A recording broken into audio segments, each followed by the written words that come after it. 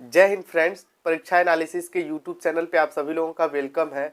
आज हम SSC CGL का मॉक टेस्ट सॉल्व करेंगे। एयरफोर्स का प्रिपरेशन करते हैं तभी भी आप ये देख सकते हैं, उसमें भी बिल्कुल ऐसा ही आता है, तो उसमें भी काम आएगा। तो आइए बिना देर के वीडियो स्टार्ट करते हैं। और जो समझने वाला टॉपिक होगा उस पर हम लोग ज़्यादा डीप बात करेंगे। जो लर्न करने वाला है वो कैप्स, उस टॉपिक पे ज़्यादा बात नहीं करेंगे, डायरेक्ट उसको लर्न करना होगा, क्योंकि वो लर्न कर लेंगे एग्जाम में आएगा, कर पाएंगे। लेकिन जो समझने जैसा है, direct indirect active passive etcetera, जो भी टॉपिक समझ के करने वाला होगा उस पर हम लोग ज़्यादा डीप बात करेंगे। तो आइए बिना देर के वीडियो स्टार्ट करते हैं और फर्स्ट क्वेश्चन की तरफ बढ़ते हैं। चलिए, फर्स्ट क्वेश्चन है, in the following question choose the word opposite meaning to the given word as answer.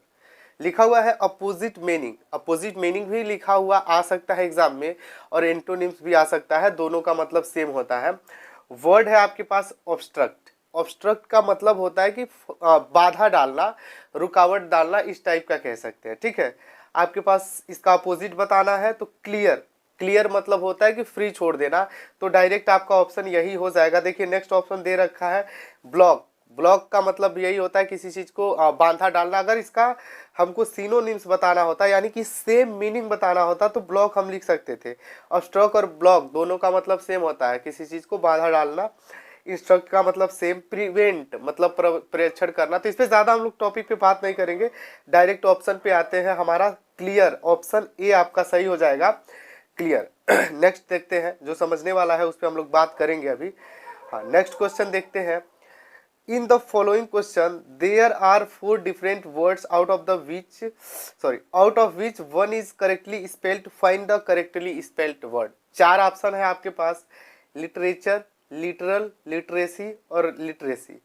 आप ध्यान से देखिए, जैसे ज्यादातर इस टॉपिक पे ना ये समझने वाली बात है कि जब सेम मीनिंग हो ना, सेम मीनिंग 2 या 3 बार दिया है, कोई डिफरेंट दिया है, तो ज्यादातर फोकस हमको सेम मीनिंग वाले पे करना चाहिए, क्योंकि उसमें ही कुछ गलत मैक्सिमम टाइम ऐसा देखा जाता है। मैं 100% नहीं कह रहा, लेकिन मैक्सिमम टाइम एग्जाम में ऐसा ही होता है कि जो सेम डबल मीनिंग दे दिया हो, उन्हीं में से कोई मिस्टेक होता है। आप देखिए लिटरेसी की स्पेलिंग आपका जो सी ऑप्शन है सही है, LITERECY होता है, और LITERARY लिखा हुआ है, ये तो बिल्कुल ही गलत है।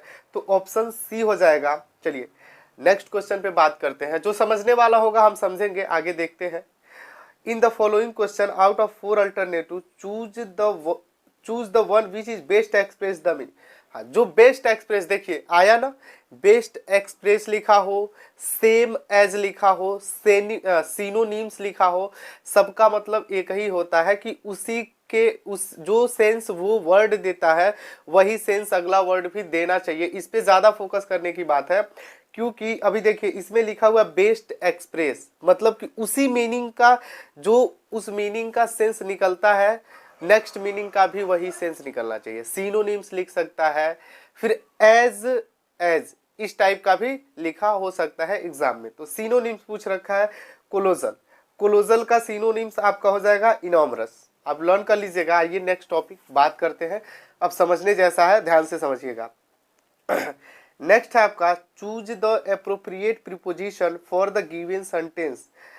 आपको प्रीपोजिशन बताना है। प्रीपोजिशन क्या होता है अगर नहीं पता तो मेरा first video part of speech पे है, आप उसको देख सकते हैं। और पता है तो आइए डायरेक्ट टॉपिक पे बात करते हैं, देख लेते हैं। Choose the appropriate preposition for the given sentence. The students were happy when the school agreed to sanction the use of calculator dot space है मैथ क्लासेज। आपके पास 4 ऑप्शन है, एट, विथ, फॉर, इन। ठीक है, आप ध्यान से समझिएगा।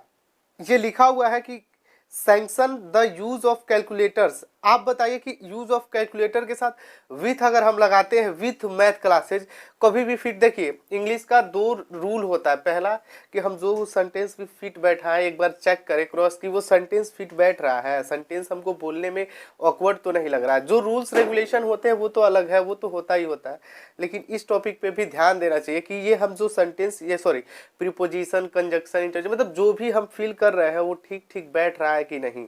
तो आप देखिए एट का मतलब मतलब होता है पर, तो मैथ्स के ऊपर तो होगा नहीं। आप ध्यान से सकिए, इसमें डी ऑप्शन है इन। इन का मतलब होता है एक तरह से कोलाबरेट की तरह से यूज किया जाता है इसको, कि हाँ साथ साथ में यूज कर सकते हैं। तो इस टाइप का ऑप्शन डी इसका सही होगा। The students were happy when the school agreed to sanction the use of calculator in math classes. Math classes में जब इसका यूज करना, तो ऑप्शन 5 आपका सही हो जाएगा। चलिए, सॉरी, ऑप्शन डी आपका सही हो जाएगा। नेक्स्ट देखते हैं, choose the correct form of verb for the given sentence. इस पे ध्यान से फोकस करिएगा। करेक्ट फॉर्म ऑफ वर्ब जब आता है ना, इसमें बहुत सारी गलतियां होती रहती हैं। ये कुछ ऐसा ही टॉपिक है, तो थोड़ा ध्यान से समझिएगा।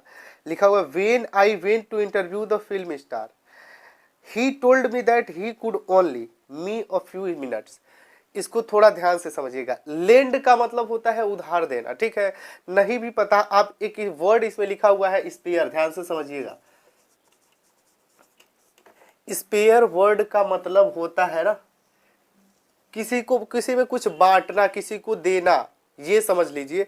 तो स्पेयर का मतलब होता है, आप ध्यान से अगर देखेंगे सेंटेंस को, तो आप खुद से इस सेंटेंस में पाएंगे कि स्पेयर वर्ड यूज हो जाना चाहिए, और हियर कभी नहीं हो सकता। टाइम है ना, आप ध्यान से समझिए, that he could only spare me a few minutes. आप देखिए कि हियर मी नहीं, मतलब वो मेरे साथ कुछ टाइम स्पेंड करना चाहता है, जिसको हम लोग स्पेयर करेंगे। ये देखिए, स्पेंड वर्ड यूज होता है कब, टाइम के साथ साथ।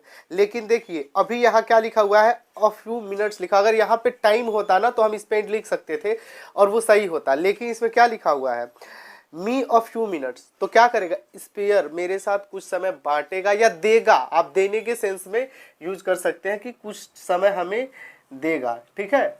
तो आपका ऑप्शन डी सही हो जाएगा। नेक्स्ट टॉपिक पे आते हैं, choose the correct form of adjective for the given sentence, ठीक है। तो इसमें आपको बताना है एडजेक्टिव।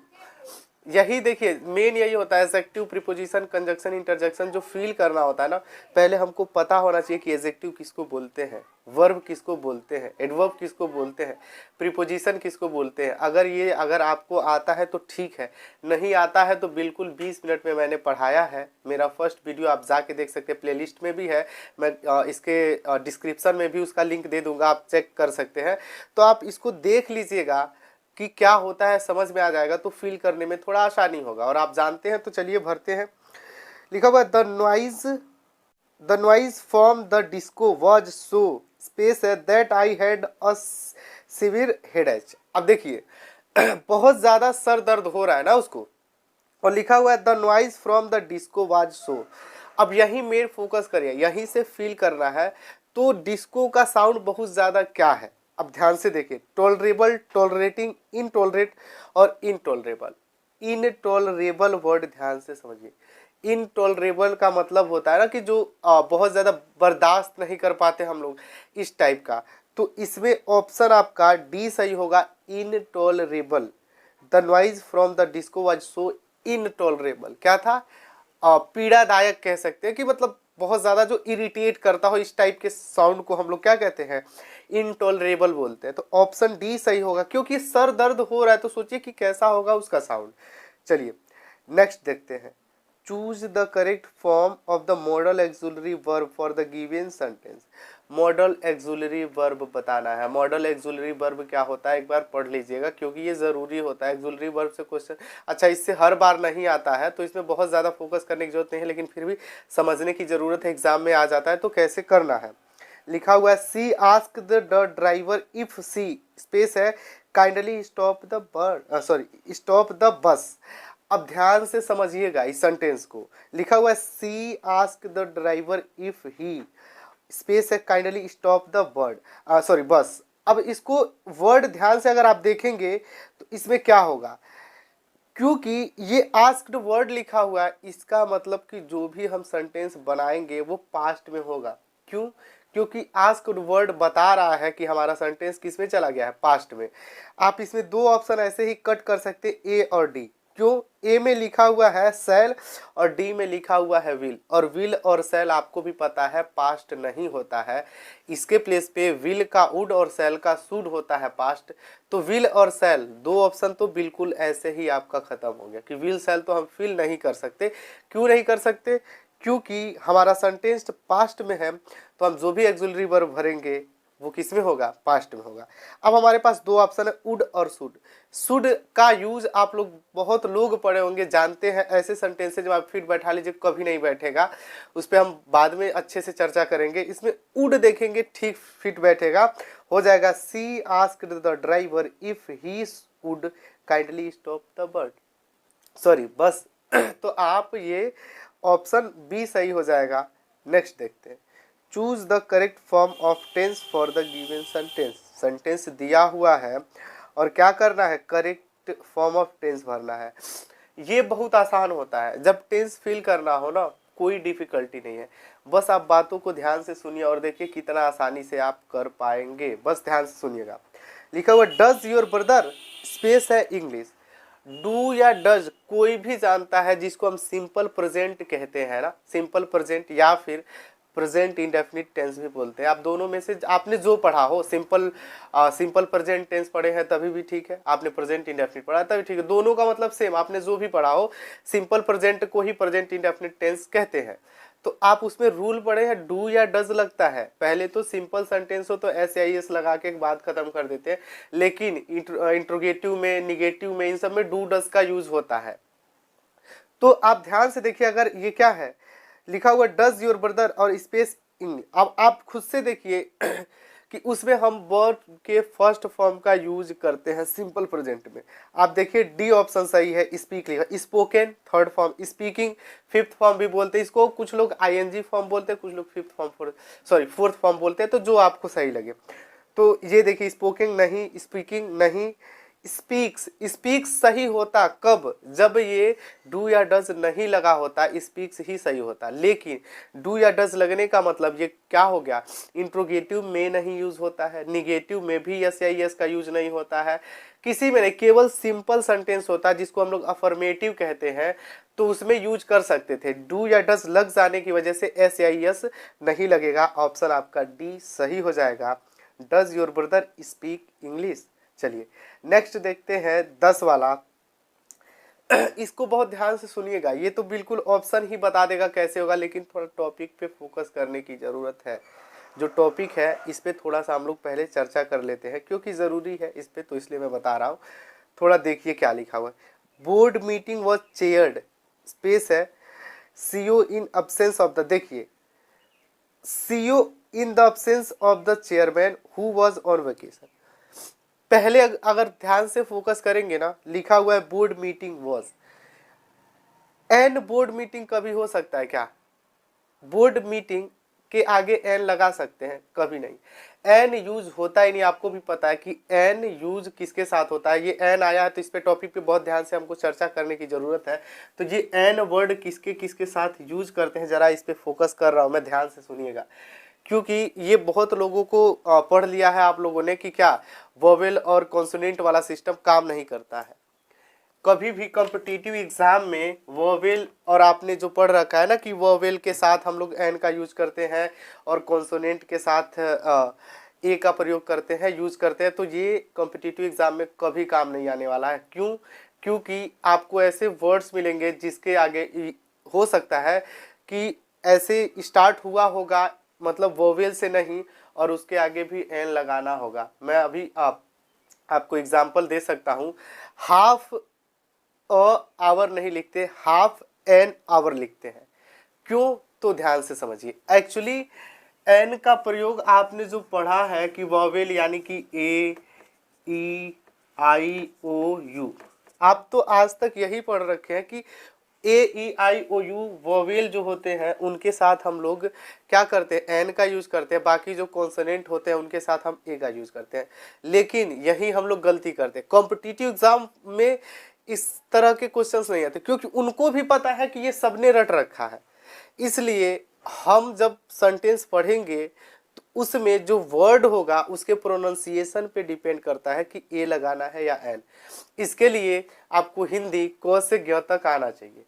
अगर क्या होता है क से ज्ञ तक में, यानी कि जब हम प्रोनाउंसिएशन करते हैं और उसमें प्रोनाउंसिएशन करते वक्त अगर क्या आता है, प्रोनाउंसिएशन करते वक्त ए ई आई ओ यू जैसा अगर हमें क्या आता है एक तरह का जब हम प्रोनाउंसिएट करते हैं ऐसा सेंस आता है, तो उस टाइम में हम लोग एन का यूज करते हैं। देखिए अ से अह तक वाला जो हम लोगों ने पढ़ा है हिंदी में,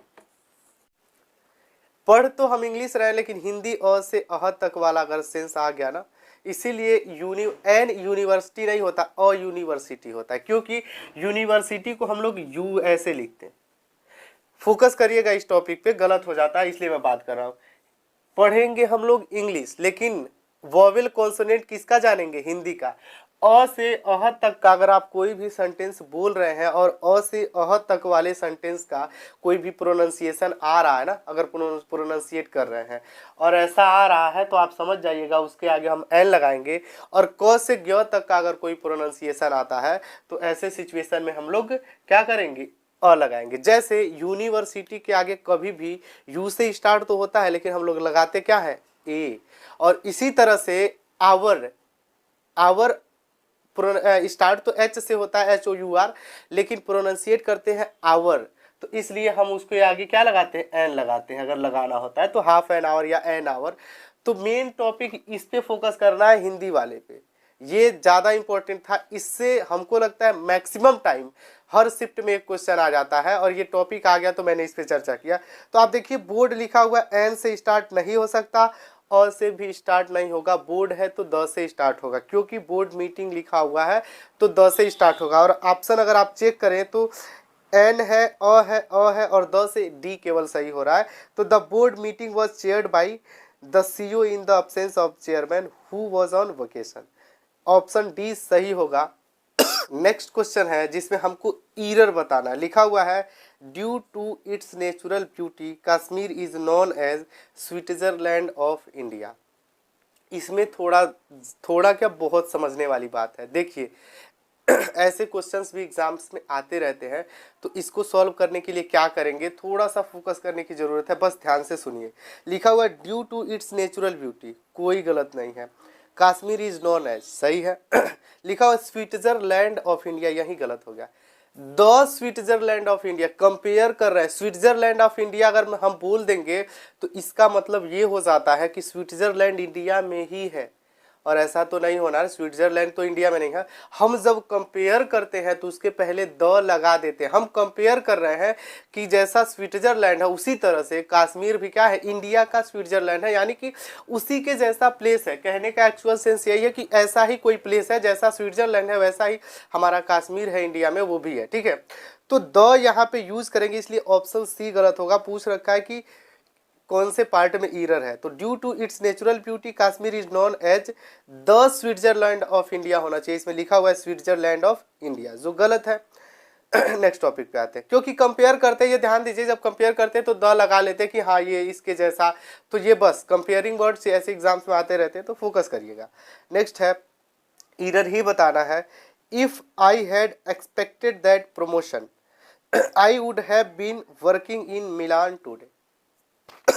लिखा हुआ है कि अगर मैंने वो, अच्छा फ्यूचर का एक्सपेक्टेशन है ये, देखिए अब इसमें ध्यान से समझिएगा कि सॉरी पास्ट का एक्सपेक्टेशन है। If I had expected that promotion, कि अगर मैंने एक्सपेक्ट किया होता, सॉरी एक्सेप्ट किया होता, अगर मैंने एक्सेप्ट किया होता तो आई वुड हैव बीन। देखिए पास्ट का है, एक्सपेक्टेशन है, और आप सेंटेंस को ध्यान से पढ़ेंगे कहीं भी कोई एरर दिखाई ही नहीं दे रहा है।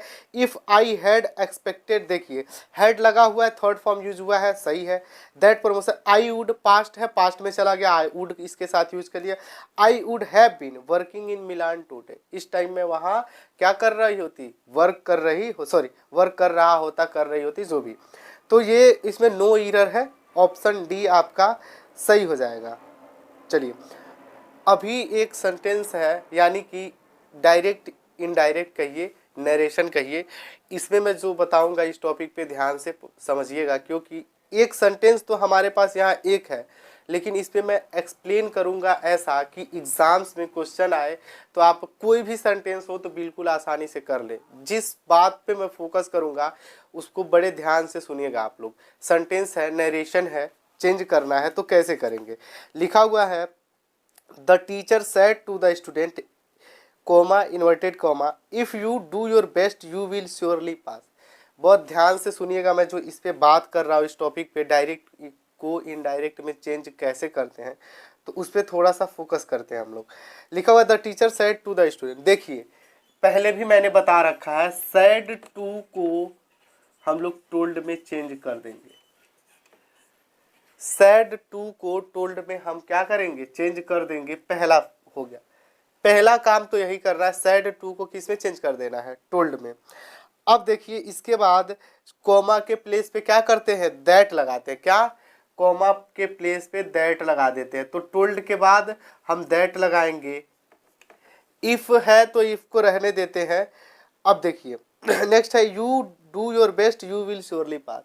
अब देखिए मेन फोकस इसी पे करना है कि यू हो, वी हो, दे हो, ही हो, सी हो, इट हो, जो भी हो, इसको चेंज कैसे करते हैं, किसके अकॉर्डिंग। एक रूल होता है 231 सॉरी 1 2 3 1 2 3 SON। बहुत ध्यान से इसको समझिएगा, ये रट लीजिएगा। नरेशन के लिए हम कह सकते हैं कि पेनिनसिया है, ये रामबाण औषधि है। इसी के अकॉर्डिंग चेंज कर, मेन यही दैट में सभी चेंज कर लेते हैं कि हाँ आप दैट लगाना है। इसके बाद मेन प्रॉब्लम हमारा यहीं पे होता है कि यहाँ से अब क्या, मतलब कि जो सब्जेक्ट मिलता है हमें उसको हम लोग कैसे चेंज करेंगे। तो ये ध्यान से देखिएगा, दैट के बाद अब हमको जब चेंज करना है तो जो फर्स्ट पर्सन होगा उसको हम सब्जेक्ट के अकॉर्डिंग चेंज करते हैं। फर्स्ट पर्सन पता होगा तो ठीक है, नहीं पता है तो जान लीजिए फर्स्ट पर्सन आई और वी होता है, सेकेंड पर्सन यू होता है। सेकेंड पर्सन में केवल यू होता है, फर्स्ट पर्सन में आई वी होता है, बाकी जो भी बचे वो थर्ड पर्सन है। ध्यान से, ज़्यादा मैं लिखवाऊंगा नहीं कि बस तुरंत याद हो जाए, इतना ही बता रहा हूँ। फर्स्ट पर्सन आई और वी, सेकेंड पर्सन केवल यू है और कोई नहीं है, बाकी जितने भी बचे सब थर्ड पर्सन। तो अगर हमारा फर्स्ट पर्सन मिलता है तो उसको सब्जेक्ट के अकॉर्डिंग चेंज कर देंगे। सेकेंड पर्सन मिलेगा तो उसको ऑब्जेक्ट के अकॉर्डिंग चेंज करेंगे।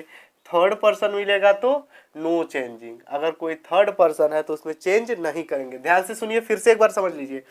फर्स्ट पर्सन सब्जेक्ट के अकॉर्डिंग, सेकेंड पर्सन ऑब्जेक्ट के अकॉर्डिंग, थर्ड पर्सन में नो चेंजिंग।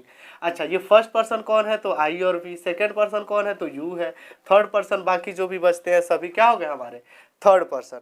तो इसमें क्या लिखा हुआ है, यू। यू देखिए कौन सा पर्सन, सेकेंड पर्सन। तो यू को किसके अकॉर्डिंग, अरे यही तो लिखा था 1 2 3 और SON। सेकेंड पर्सन को किसके, ऑब्जेक्ट के अकॉर्डिंग। तो ऑब्जेक्ट क्या है, ध्यान से देखिए, ऑब्जेक्ट लिखा हुआ है the student. The teacher said to the student.